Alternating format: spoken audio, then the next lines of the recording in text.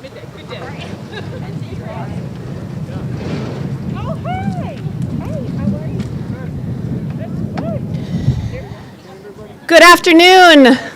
Good afternoon, Rebecca. Thank you, everybody, for being here for this Vigil for Peace. I want to thank the Reverend Norman McLeod from St. Andrews by the Sea and Reverend Nancy Sokup from Amicable for being here and supporting this event. I also want to thank the Little Compton Police Department for being here to help us not get hit by any cars on our walk. That is a good thing. And I want to thank the Little Compton Town Council for allowing us to shut down Sunday traffic for this walk. We really appreciate it.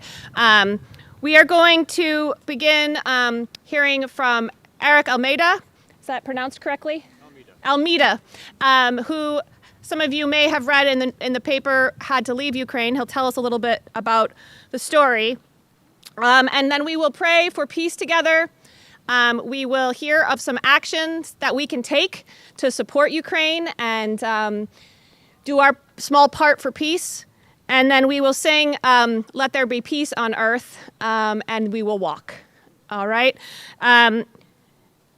Since February 24th, when Russia invaded Ukraine, many of us have watched with horror at the humanitarian crisis unfolding there. And it's been over a month now in which thousands of people have died and millions have been displaced. And since that first day, people have been stopping me all over town. What can we do? What can we do? And this is what we can do, friends.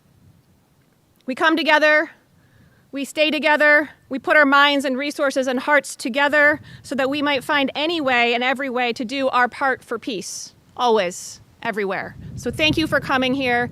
Thank you for supporting peace. Here's Eric. As some of you may know, I've lived in Ukraine for more than 10 years now. And so I bring a perspective to hear from the source, so to speak. And I flew out of Ukraine on February 7th, returned to Little Compton on February 8th. And since my return, I've been called upon on a few occasions to provide a political, historical, and humanitarian perspective. Today, Reverend Marshall and Reverend Edwards have asked me to add a Christian perspective, which I'll try to do. Obviously, this is it's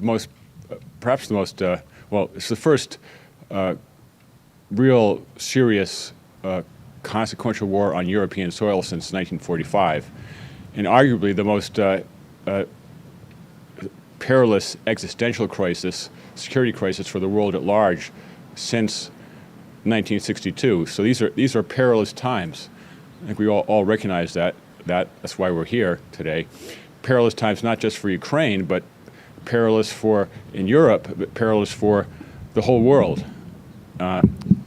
So the question is, how do we as Christians respond to this challenge? I would suggest first that we should differentiate between the attacker and attacked. It's a critical differentiation between truth and falsehood, between fundamentally right and wrong, between also the war makers here and those who have been who are only seeking peace. I think you know who we're talking about, these two parties involved, these two states, Russia and Ukraine. And as Christians, I think we're called upon to bring, to the extent we can, moral clarity to bear on this challenge. And I've commented on this in other contexts, including a talk yesterday at the community center.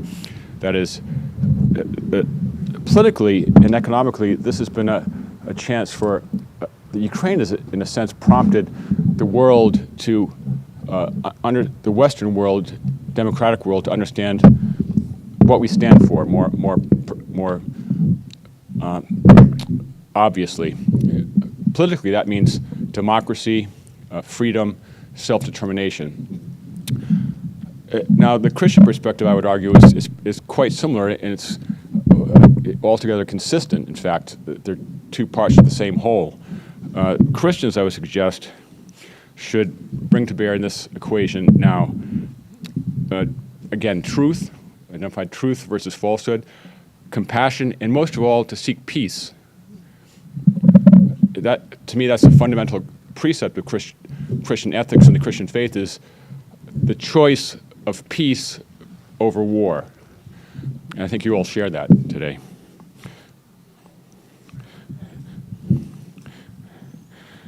So I would submit there's only one choice, not just for Americans and for Europeans and the free world at this juncture. The choice for Christians also, a moral and spiritual choice to choose which side to support in this war. This is a war. It's a perilous time, again. But we are obliged, I would suggest, morally, spiritually, and as Christians, to support Ukraine now in their war effort so that they can regain the peace for which they've been struggling.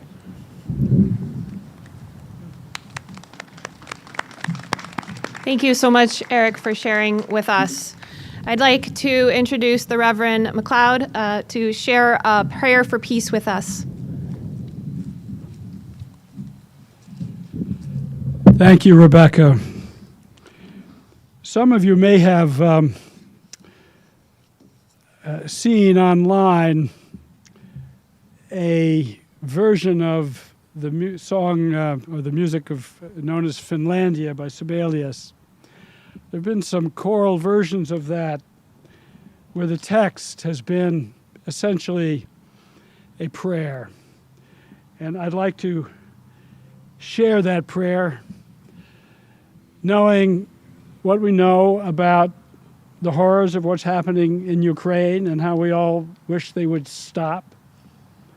But knowing, too, that there are other places around the world that are suffering from strife and warshed, bloodshed, and hatred as well. And so this prayer is a prayer for the whole world to seek peace. May God be with you. And also with you. This is our prayer, O God of all the nations, a prayer of peace for lands afar and ours. This is our home, the country where our heart is. Here are our hopes, our dreams, our sacred shrines. But other hearts in other lands are beating, with hopes and dreams as true and high as ours. Our country's skies are bluer than the ocean, and sunlight beams on clover leaf and pine. But other lands have sunlight too, and clover, and skies everywhere as blue as ours. Oh, hear our prayer, O God of all the nations, a prayer of peace for their land and for ours. May truth and freedom come to every nation. May peace abound where strife has raged so long, that each may seek to love and build together a world united, righting every wrong, a world united in its love for freedom, proclaiming peace together in one song. Amen.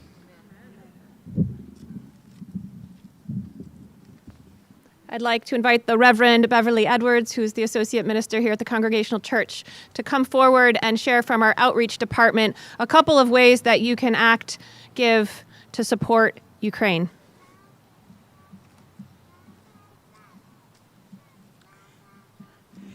Actually, you can go online. It's so easy. You go online, Relief for Ukraine or Ukrainian Relief, and the world opens up of ways in which you can give to help the refugees, to help immigration, to help with food, with medical assistance. I made a flyer, which is here on the table, with a few that I found that are dear to my heart, which include UNICEF, United Nations World Food Program, and Doctors Without Borders.org. There is also a local refugee resettlement agency company which does fabulous work called Dorcas International Institute in Rhode Island, and it's in Providence. It helps with I don't think it would be sending things to Ukraine so much as dealing with refugees who are already here, including Afghanis who have been arriving. But it also deals with people who will come and who do come, with language, with getting the documents they need. It's a very fine organization. We have flyers on the table that will tell you how to give through our denomination, the United Church of Christ. And Jeremy actually has, in the high-tech department, if you pick up one of these flyers, all you have to do is put your phone on it and send money. QR code. If you are not one of those, on the flyer I made, it tells you that if you are really a Luddite, you can send checks to either the United Congregational Church or St. Andrews, or I'm sure to Amicable, and just put for Ukrainian relief, and those churches will combine our monies and forward them to our respective national organizations, which are deeply involved in refugee relief. There's plenty of ways to do it. Just do it. Amen. Amen. Thank you so much. Is this on? No. Nope. I think Jeremy wants. Jeremy, you want to say something? Oh, she just said you did. She lied. No, is it on or off? I don't think it's on. You have to yell. So yeah, we have a second flyer on the table over here, put together by some of the members of the business school at Yale Management School, and they look at companies across the country and how they've removed their investment from Russia or how they're staying there. So you can pick up that flyer and scan the QR code, and it will tell you which companies get what kind of grade. And A, they've left Russia, and F, they're fully invested. So if you're interested in taking further action, you can do that there. I will tell you that some of them may surprise you. Locally, Dunkin' Donuts gets a D for continuing to support Russia. So if you're a Dunkin' person, you might want to check the list.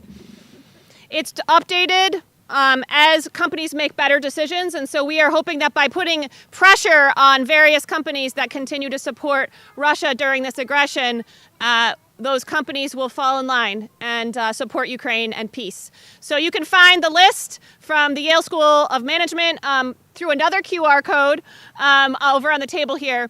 I also just wanted to let you know that our local money that we are raising is going, 50% of that money is going to Poland, where there are over 2 million refugees already. A friend and colleague of mine is a Polish-American pastor at a UCC church in Marlborough. We went to Yale together.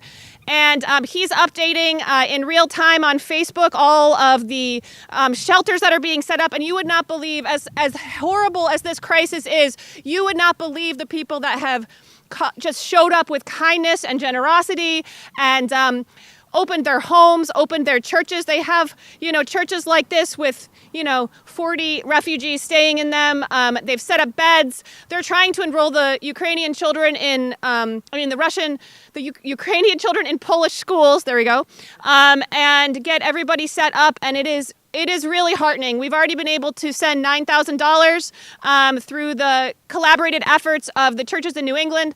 And this money, although administered through local Lutheran churches, is not for Christians. It's for anyone, regardless of their belief system, if they believe or not. So it's really a wonderful thing. And again, that's on the table. So those are some things that you can do. Now I ask all of you who feel comfortable, please join us in singing Let There Be Peace on Earth. I think the lyrics were handed out. And if you don't have them, you'll recognize the refrain, I promise.